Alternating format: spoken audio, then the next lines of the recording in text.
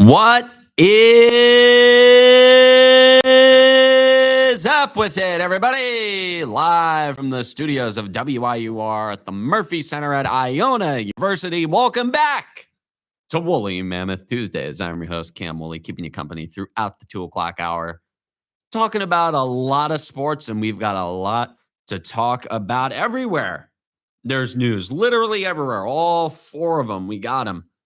Leading here, the New York Football Giants. The big story coming out yesterday, obviously, Dexter Lawrence has requested a trade. This is a developing story. We're finding out new stuff as the day goes on. Obviously, they got the offseason camp happening, and any reporter worth anything is going to be asking about it.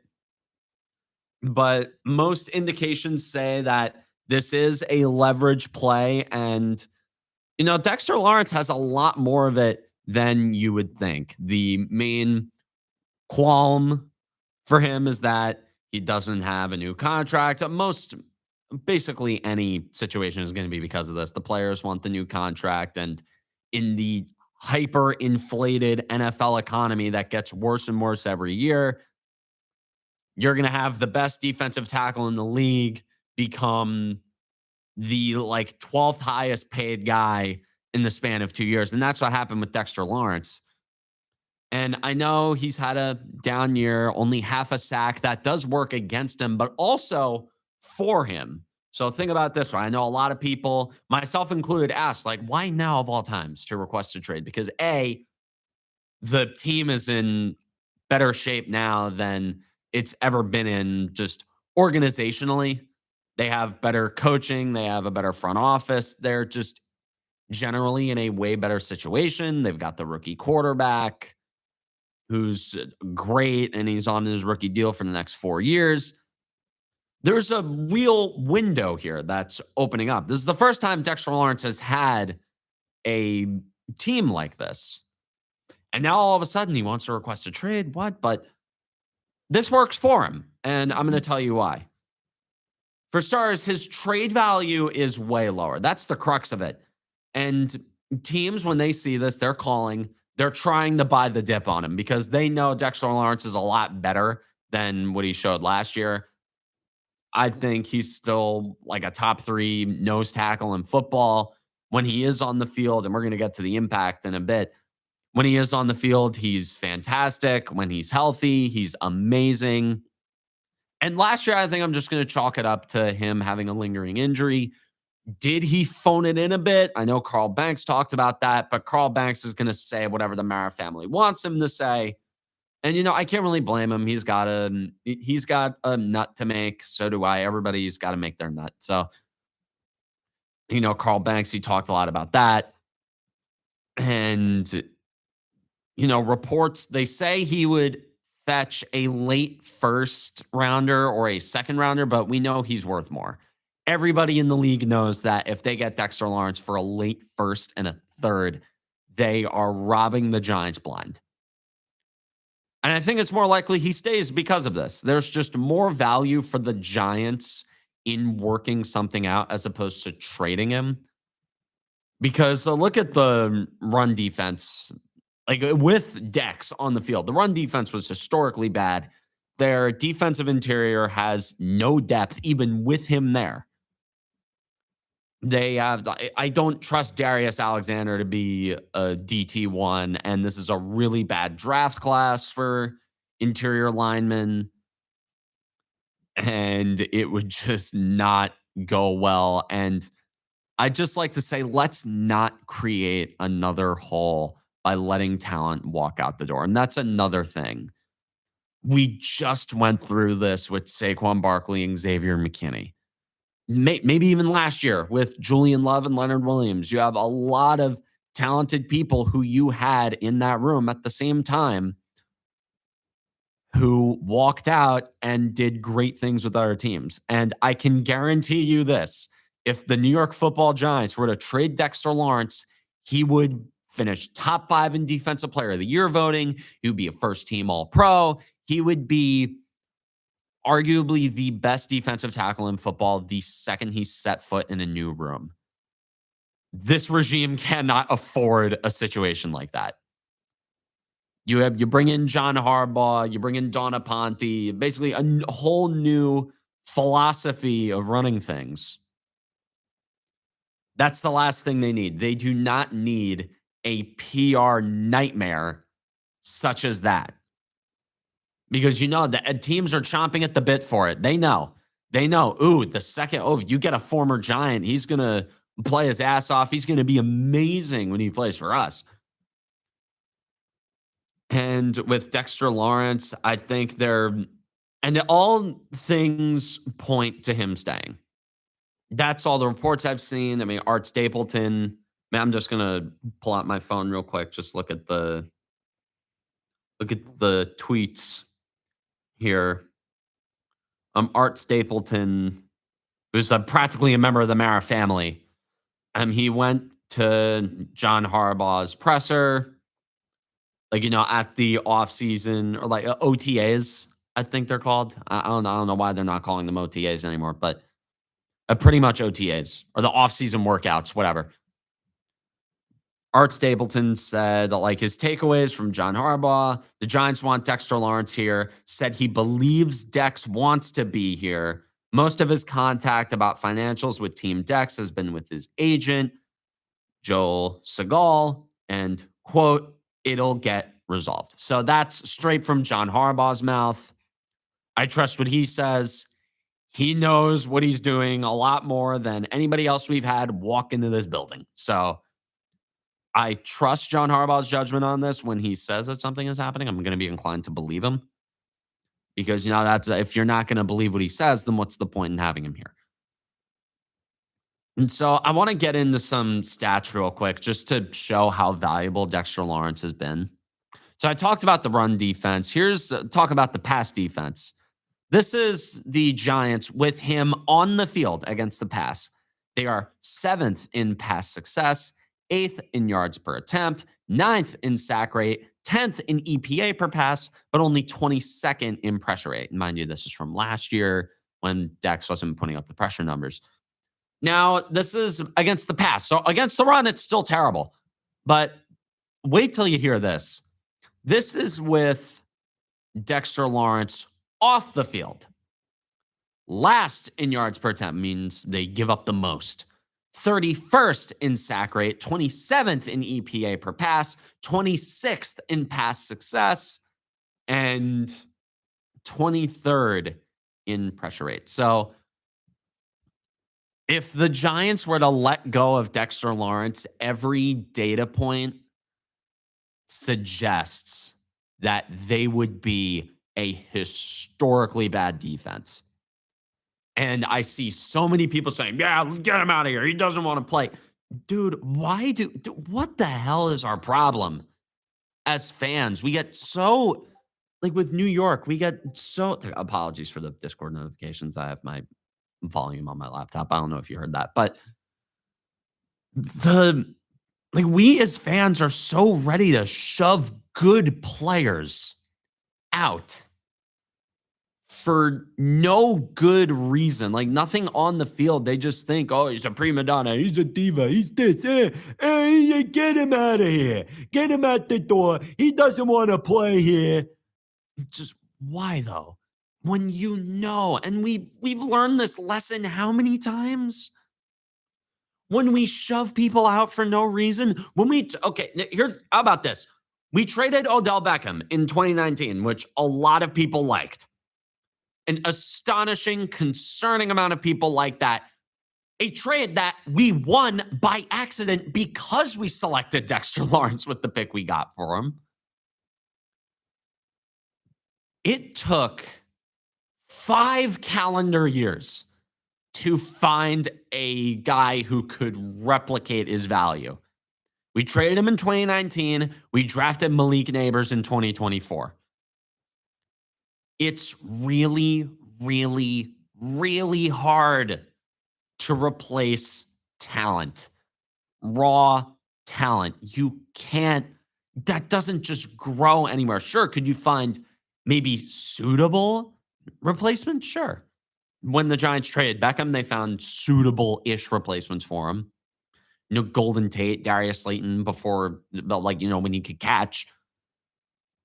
Maybe some other guys. It's not like they didn't try to get a new wide receiver one, but the point is, it's really difficult. And I'm sure if, like, God forbid, the Giants were to trade Dexter Lawrence, it would be insanely difficult to find someone who could replicate what he brings. We are talking about a guy who, before last year, everybody thought was bound for the Hall of Fame. A guy who, before he got hurt in 2024, was on cruise control for Defensive Player of the Year. He was going to get votes. He was going to be a finalist for it. As a defensive tackle, that is really difficult to do. And nowadays, you're seeing defensive tackles become the most valuable position on the defense. Like, I know everyone talks about the franchise edge, the edge. But nowadays, dude, the most valuable positions on defense, I think the edge rusher has been leapfrogged by the defensive tackle and the CB1. And so when you have a guy who perfectly fits the mold of the modern NFL defense and what it takes to be successful, like, look at all the Super Bowl winners in the 2020s. They have had solid to amazing defensive tackles. Actually, all of them have been elite. Going back to, like, 2020, the Buccaneers, they had Gerald McCoy and Vita Vea. You go back 2021, the Rams, yeah, Aaron Donald, that guy really sucked. 22 and 23, the Chiefs had Chris Jones. 2024, the Eagles had Jalen Carter. There's a lot here. And the Seattle Seahawks, just going to pull this up real quick. They had, oh man, I can't believe I'm blanking on their defensive tackle. All I know is that the Seahawks had whatever monster they had manning the defensive line. And they had, and that's just the point. That's my point here. The modern NFL lives, or the modern NFL defense lives and dies by their defensive tackles. If the Giants trade Dexter Lawrence, they are putting themselves in a hole that they will not climb out of for the next 5 years. And honestly, it could sink this whole regime. As it's really difficult to find out. And you're not, and for what the trade compensation that's being floated around right now, you can't draft a guy like Dexter Lawrence with, like, the 28th pick. Would it be nice? Yeah, sure. I would like sure, Caden McDonald from Ohio State, he seems pretty good, but I mean, you'd just be trading Dexter Lawrence to just replace him with Dexter Lawrence, who'd be going sideways. And even then, Caden McDonald, he's not Dexter Lawrence until he is. And also, just saying, dude, those guys take a long time to develop. The defensive tackle, like all the best ones, they typically don't hit their stride until year 3. Dude, Dexter Lawrence didn't become elite until years 4 and 5.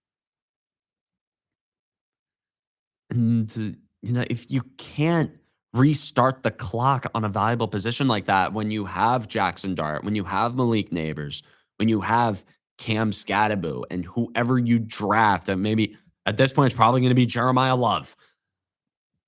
Like, you have playmakers. You have Abdul Carter on his rookie deal. Say you draft, like, instead of Jeremiah Love, say you draft Sonny Styles at the 5th pick. You have him on his rookie deal. Not to mention any other prospects you pick up. You have Brian Burns on his contract until he demands, oh God, I cannot begin to imagine the money that he's going to want. Oh my God. But you can't let this dude out of the building. You just can't. And I don't care what anybody says. Say what you will about his attitude. The point is, man, he's a good football player. It's a lot harder to replace a good football player than it is to just find a guy with a better attitude. Good attitude doesn't win games. Darius Slayton is one of the best people in like on earth. He has to be an amazing guy. I'm sure he is. But Darius Slayton, all due respect, that dude is a loser. And Dexter Lawrence, he wants to win. This is the best chance that he's had to win with this team. And they're negotiating, they're hammering away at it, and I'm sure they're going to get it done because they've thought about all the same things that I just told you about. And how much of a disaster it would be for him to ball out on another team while we're giving up 10 yards a carry. And, speaking of John Harbaugh, like he went through this with Lamar Jackson a few years ago with his contract dispute. That went deep into the summer. So this is going to be a saga, something to follow. And multiple players have done this. I mean, look at Myles Garrett last year. We thought he was good as gone. I thought I was terrified he was going to be a Philadelphia Eagle, but you see so many guys request trades when all they really want is just a new contract. And I think that's what Dexter Lawrence is getting. He has leverage. Believe it or not, he does have it. But, we're going to see how it plays out. And I think when all is said and done, when the dust settles, Dexter Lawrence is going to be a New York Football Giant. And I rest my case at that. All right. When we get back, just going to do a quick blurb about the national championship. Not a big college basketball guy, but, Michigan winning, first time in 37 years. It's a pretty big deal. Going to talk about, Dusty May, where this leaves him. And then after that, we're going to talk about the New Jersey Devils making a change at GM. Tom Fitzgerald getting fired. My thoughts and who could replace him when we get back.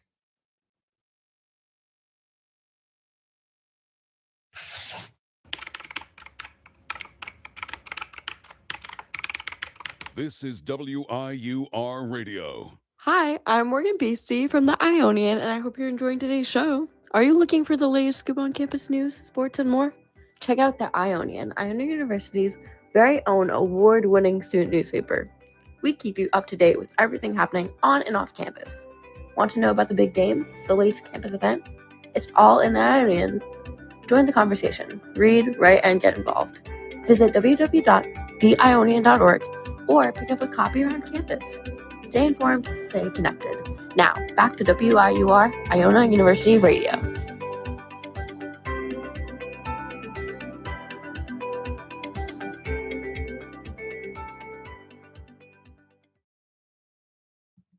All right, we are back. Thank you very much, Morgan.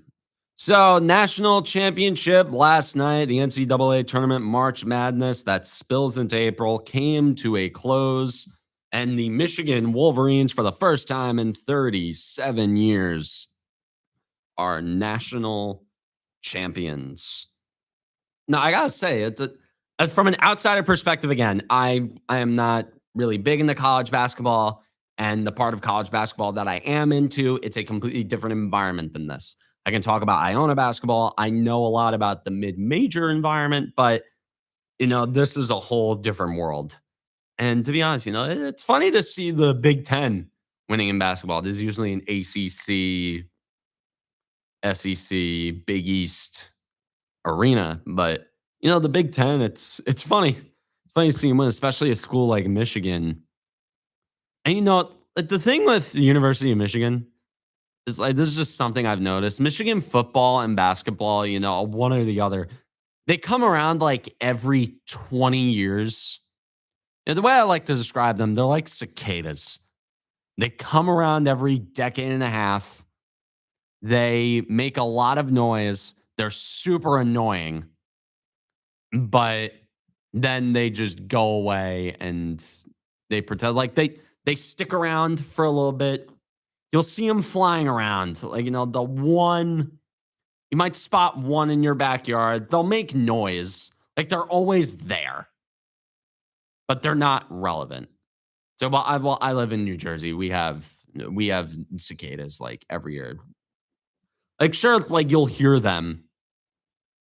Like, you hear them enough to acknowledge their existence, but you never hear them enough they don't establish themselves enough to really have you go out of your way for them. And that's the same thing with Michigan athletics. Yeah, their football team come back after 20 years of doing nothing to win a national title. And then you had their basketball after 37 years coming back to win a national title. And, but with basketball, I think they have a bit more of a chance to have some staying power. Dusty May, he's a great coach. And college basketball is a sport built on the great coaches. And Dusty May had that big run at FAU. And again, I talk about the food chain and totem pole of college basketball. You have a guy who does well at a smaller school. He's going to get offered a boatload of money from a larger school where he then ascends. And Dusty May, he could be that guy. Michigan, that team, good Lord, they just bulldozed their way through the entire tournament. It was not a contest. Everyone they played just rolled over for them. UConn put up a good fight, but they covered the spread. Barely, but they covered. I think it was 6.5, and the final was 69-63. But the way they against Arizona, who a lot of people viewed as the favorite, they came in and just blew the doors off them. I think that kind of made everybody think, okay, yeah, we know who's winning. They came in hot. They played an amazing tournament, and they deserve to win. But no, for UConn, Dan Hurley, this could have been his legacy if he won that game. And then we would have been having a very different conversation today. I would have been asking, this is a question I've been asking a lot of people, people who are more into college basketball, who have the experience in that area. I'd be asking, it's like, dude, if UConn won that game, we'd be asking really if they were a blue blood and what makes a blue blood. If they were a school that put themselves in the S tier of college basketball, like historically. Because, yeah, multiple dynasty runs right there. And if they won this, they would have been 3 out of 4. They would have run the entire, they would have run college basketball. Like at that point, like the 2020s would have been the UConn decade if they won that game. But alas, they didn't. And instead, we're having a conversation about, hey, Michigan, what's going to happen with them? Are they going to continue this? Are they going to find more people? The transfer portal, I'm sure this is an attractive place. This is a place where players know they can win. They get more exposure for the NBA. But at this point, college basketball is basically the NBA light. This is by design. The players wanted this. NIL. Basketball inherently is a very selfish sport. And you have a lot of people who want to be treated like they're the best thing on earth. Even the players here, they're pretty much pros. They got the NIL deals and all that. But hey, dude, Michigan, they can. Do we see the rise of the Big Ten in college basketball? They've been a pretty dormant conference for a long time, and now they're back. They are definitely back. Okay, I'm going to stop pretending to know college basketball here real quick. I'm going to go to a sport that I do know for a team that I do know.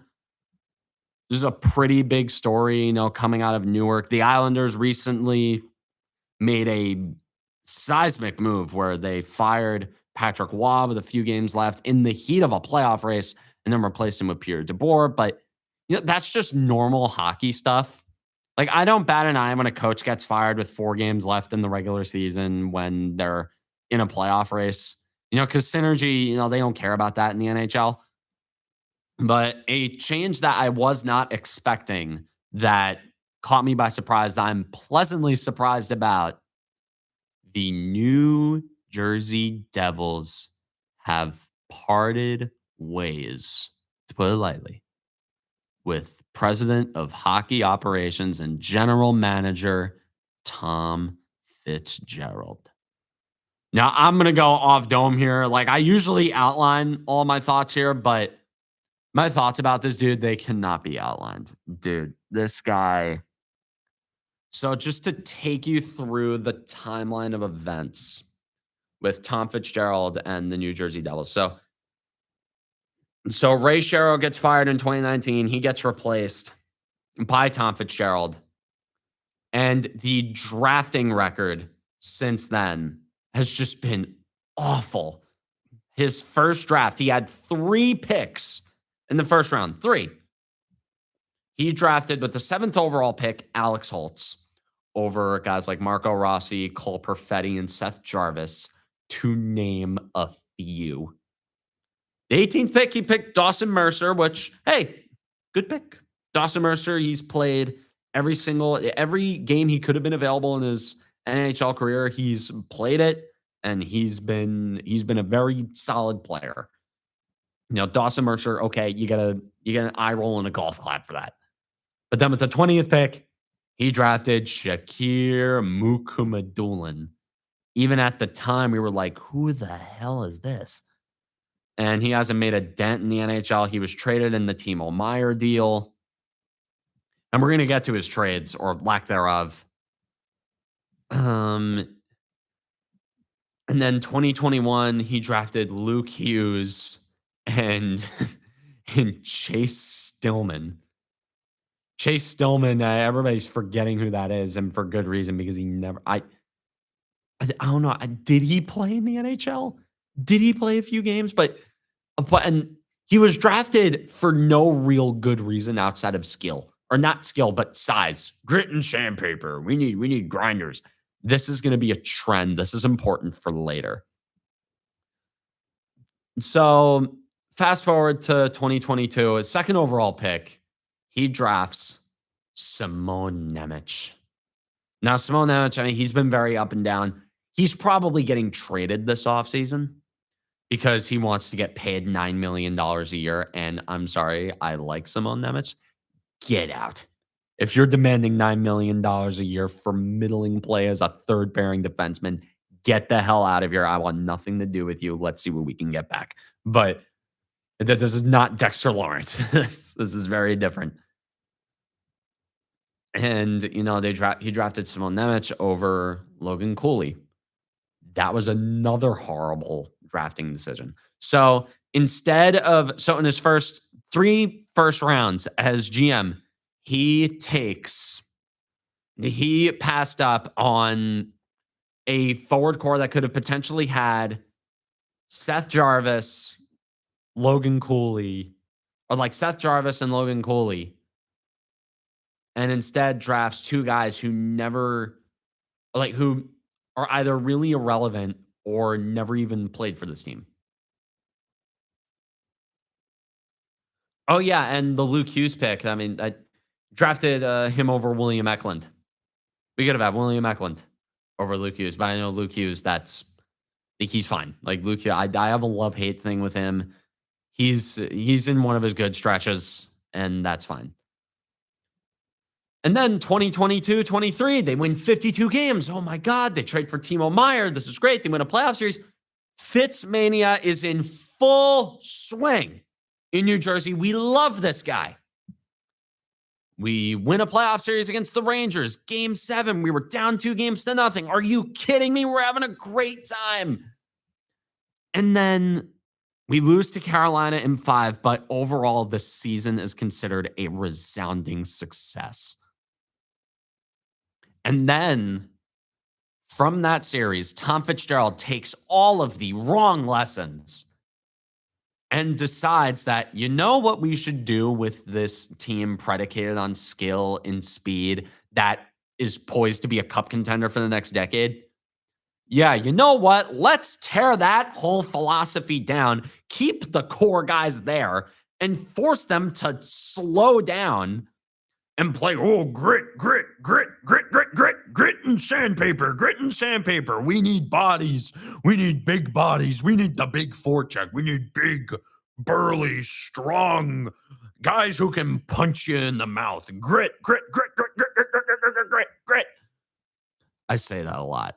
I give myself an aneurysm every time I say it, but you know that mindset does give me one, so it makes sense.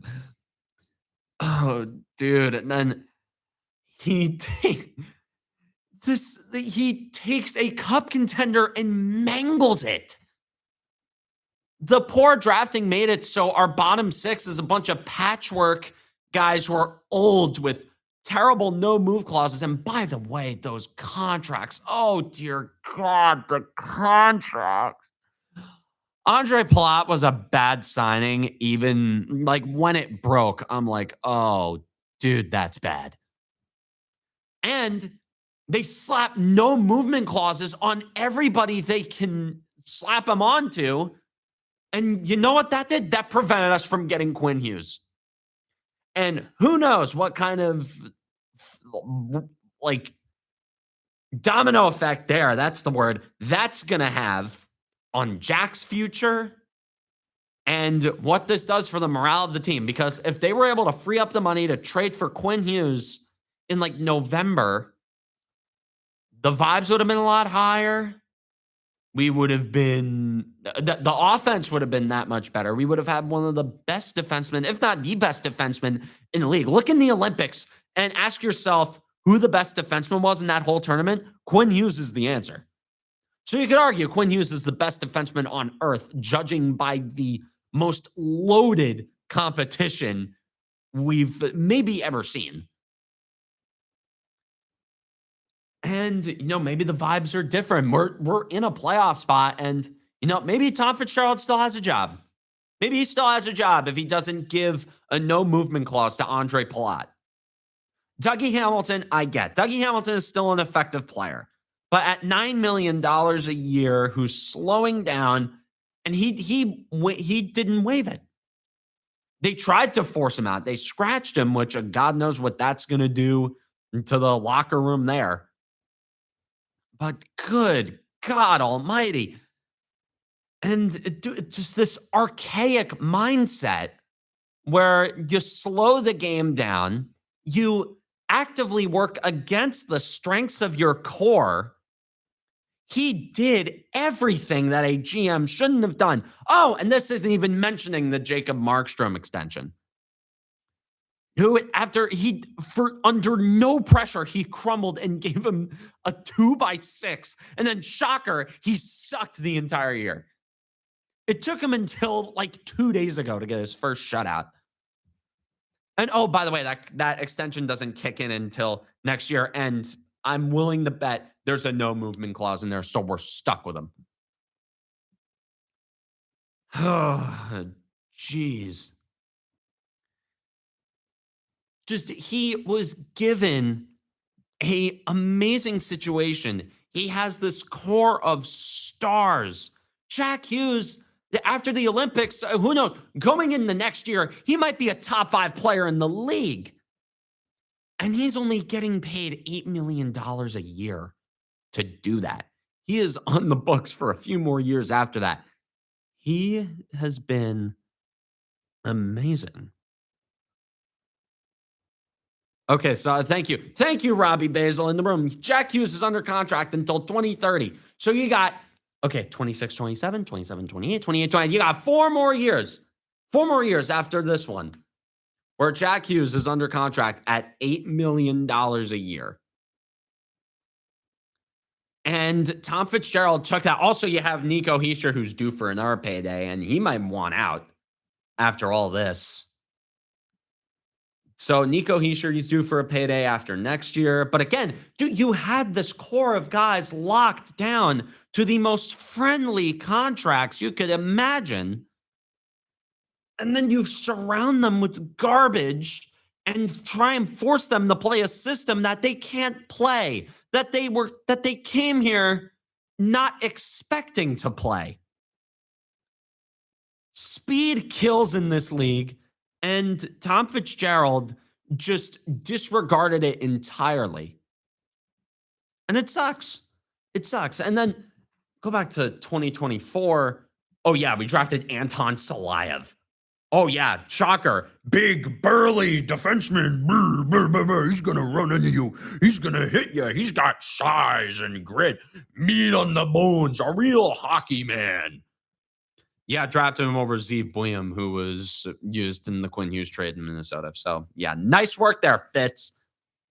And then last year, we didn't even have a first-round pick because we used it on Jacob Markstrom, who sucks now. So, great job, guys. Real great job.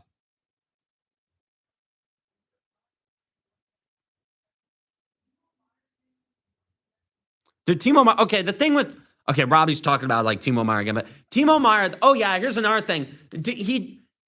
Maybe it would have been a good idea to go down to the room and say, hey, Timo Meyer's natural position is right wing.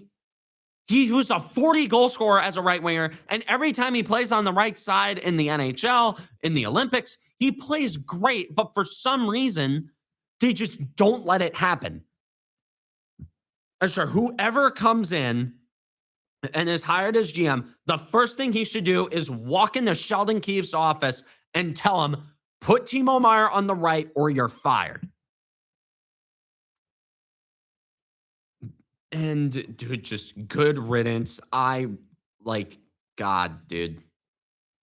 It was so bad.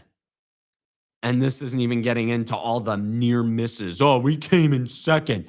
This dude lives in second place. He's not willing to take the risks. He's not willing to go out and spend the money.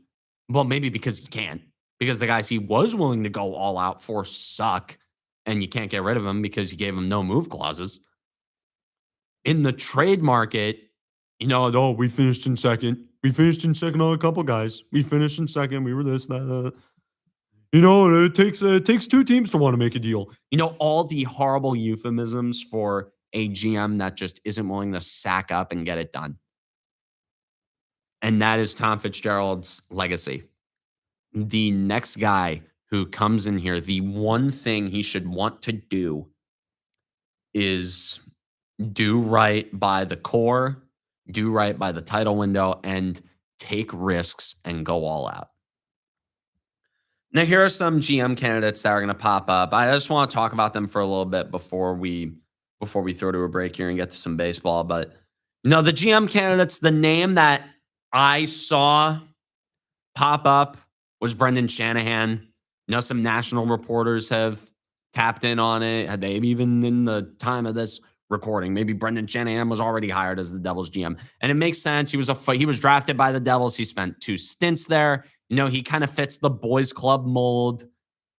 And he's had GM experience. Granted, it was in Toronto, but to be fair, nobody can win there. So I'll take his tenure with the Leafs with a grain of salt. And, he has the connection with Sheldon Keefe. Maybe there's some chemistry there. They can let him work. And granted, the Brendan Shanahan and Sheldon Keefe had some really good regular seasons together. He was able to put together good rosters. And I'm willing to bet that we're going to have a team that's going to be competitive on a year-to-year basis. That's going to consistently make it to the playoffs with Brendan Shanahan and Sheldon Keefe. That's like the safe move. And I think if I had to put money on it, I would be willing to bet that Brendan Shanahan is going to be probably the president of hockey operations for the Devils, because that's what he was in Toronto. He was the president of hockey operations there. So, the New Jersey is going to be undergoing the Shana plan. Oh boy, the Shana plan. But the other name that popped up that really excites me is Sonny Mehta. He's a very analytics, very forward thinking. He's with the Florida Panthers. They won a couple cups. He has ties to the Devils organization. I would like if he got hired, but again, if I were able to put money on it, I'd say, yeah, Brendan Shanahan is going to be the guy. And I don't think the replacement will be in-house, judging by the fact that they didn't name an interim. And then now what I was really afraid of was them naming Kate Madigan the GM, because the Devils, Josh Harris and David Blitzer, they kind of own the team as sort of a fun little sideshow that they have. And Kate Madigan would get a lot of cheap clicks because it's like, oh, she's the first woman to be a GM. But if you look at the player development for the Devils, their prospect pool sucks, and one of the last people I would want getting the job is her. So again, thank God that doesn't seem to be the case. And Chuck Fletcher, oh God, no, God forbid Chuck Fletcher. But anyways, those are my thoughts on the Devils GM situation. We'll have more as time goes on. We'll probably have a hire to talk about because it seems to be moving pretty quickly. It'll probably be Brendan Shanahan. So maybe as soon as next week, I'll have thoughts on that. But anyways, when we get back, talking some baseball here, the Yankees and Mets, hot start for the Yankees. Things are starting to turn around for the Mets. When we get back, baseball in the Big Apple. Untouchable, unstoppable. This is WIUR Sports Radio. Hi, I'm Robbie Basil, president of WIUR Radio, and I hope you're enjoying today's show. Have you ever wanted to call the biggest games, the biggest moments for the biggest names for Iona Athletics? Then the newly founded WIUR Sports Radio is the place to be. Launched in January of 2025, our goal is to try and get broadcasters here at Iona an opportunity to learn, succeed, and get a chance to be on air. From getting to call the big moments at the hack, Dinkins trying to go to the rack. Denied! Yafet Mundi with to seeing the crack of the bat at City Park. the line drive into left field, around third, and it kicks away. The Gales are going to win it in 10. We make those moments happen on our brand new WIUR Sports Radio platform on Mixer. If you're interested, feel free to reach out to me via email or to the rest of my e-board to join the club. We are WIUR Sports Radio, the new home of Iona Athletics. Now, back to the show on WIUR, Iona University Radio.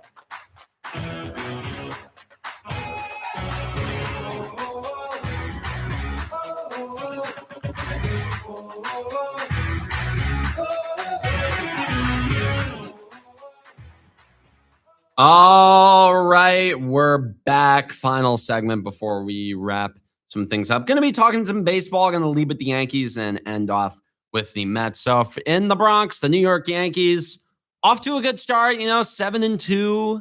There's a lot more good than bad so far. I gotta say, you got so much. There's so much to like about this team. And they're 7-2. The rotation might be the best in baseball when everyone comes back.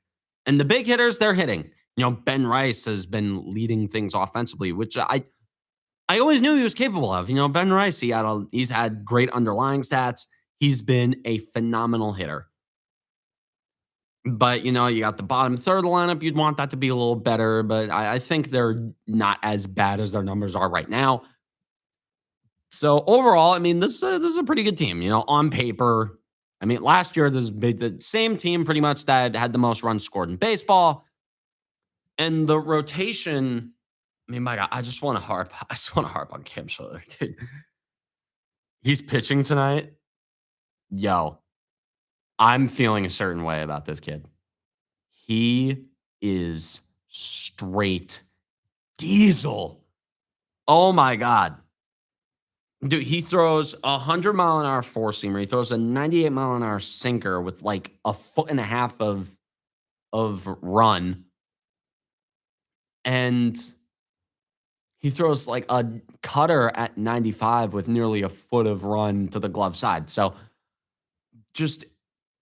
I am dumbfounded. Like, it basically has Corbin Burns' cutter with Garrett Cole's fastball. Oh, and he has a slider and a knuckle curve that he can drop in there whenever he wants. Oh, yeah, slider at 90, by the way. And, imagine, dude, he's still young. Imagine he incorporates a changeup. He's throwing all of this with good command. I do not care what anybody says. If he keeps this up, he is a Cy Young contender. I want to pull up some numbers real quick about Cam Schiller. I just want to keep gushing over this dude. Gotta see if Fangraphs can load up. I'm just gonna be gushing over this guy. Yes, verify that I am human. Thank you, Fangraphs. But yeah, dude, he's so good. It's gonna go to Go to his splits. I mean, this dude is just amazing. Go to the game log. Dude, Fangraphs is being stupid for me right now. Okay, so going back to like August 13th of last year. So you're looking at his last 11 starts. God, he has an ERA of 1.8. If you want to go back, okay, let's go a little back in the sample size real quick. In his last 13 starts, he has a 2.06 ERA. And let's look at his strikeout percentage, 30.7. Walk percentage, 8%. Opponents are hitting 174 against him, and his FIP is 2.83. And to begin the year, he has been that much better. He has not walked a single batter this year. And the main problem with him is command when he was coming up. I mean, in his first start, I was watching him pitch, and I was like, yo, dude, this is insane. If this kid can get some control, forget it. Let's look at his career stats. He has a career ERA of 2.55. Yeah, that's pretty good. Just good God almighty. He's only 25. He's a free agent in 2032. And he's ARB eligible in 2029. So you have cheap and controllable for the next 3 years.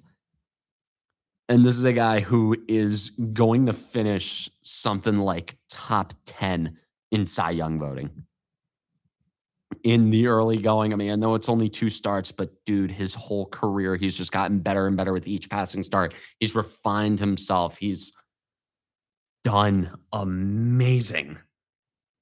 But anyways, enough about Schlittler. And as I say this, he's going to get rocked tonight. But, I'm accepting that. But, like, there's so many people talking and harping about, like, the negatives on this team. And I know I'm on the talk. I make a living talking negatively about the Yankees. But I can't bring myself to get mad at Ryan McMahon and think that's what's going to kill us. He's our 9-hitter who's in for defense. There are so many problems on this team that are larger than Ryan McMahon. And the bottom third of the lineup, dude, they're 7, 8, and 9 hitters for a reason. They're not going to be that good. But that being said, there are apparent problems that are noticeable right now that won't be acknowledged for months. I was texting somebody about this. Dude, Camilo Doval can't be our setup man. And I told him, I'm like, straight up, like, this is, mind you, game 8.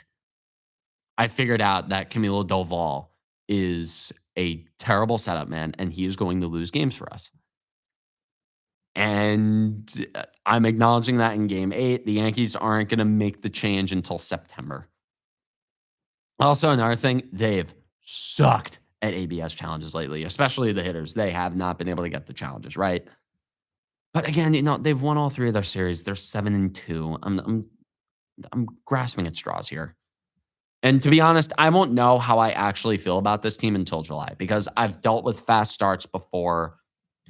And June and July is usually when the Yankees fall off. Now, around the All-Star break, we're usually in a pretty bad mood regarding the state of the team, because they're like 10-22 in their last month. And so I need to see if they survive that part of the year. Like, if I'm going into the All-Star break and vibes are high at the moment, I'm going to start feeling a little different. But for right now, I cannot bring myself to really fully buy in. Anyways, on to the Mets before we end things off. Dude, they're back on track. They just swept the Giants. They're on a little bit of a heater. And to be honest, I think they're the better team in town, all things considered. Yeah, as irrelevant as that is in the grand scheme of things and all of baseball, it matters a lot around here. And it matters enough to where, like, FanDuel put out betting lines about, who's going to have more wins between the Yankees and Mets. Dude, this is, like, I think the Mets are the better team. I think head to head, the Mets are going to win more games. I think they have a better bullpen.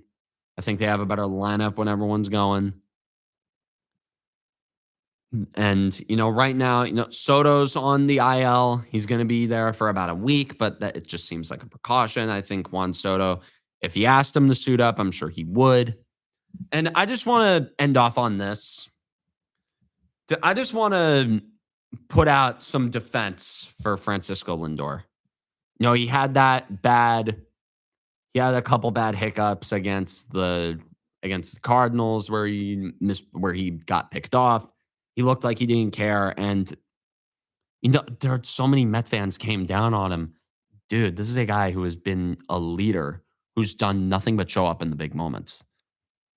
Dude, in 2024, he hit the go-ahead home run in the 9th to clinch a playoff spot when you were dead to rights. Dead to rights, you were down by a run. He hit a 2-run homer to take the lead. And then he hit the grand slam against the Phillies to win that series. The biggest Met hit in a very, very, very long time. And to be honest, I don't want to be too crazy about it, but it's given a little bit of racism, to be honest. I mean, you have these fans. It's like Francisco Lindor is one of those players where it's like you can tell who somebody voted for based on their opinion on the guy. And you know what? I'm going to leave it at that. That's it. So do what you will with that information. Anyways, thank you so much for tuning in. This has been Woolley Mammoth Tuesdays. I'm your host, Cam Woolley, saying take care and have a good rest of your week.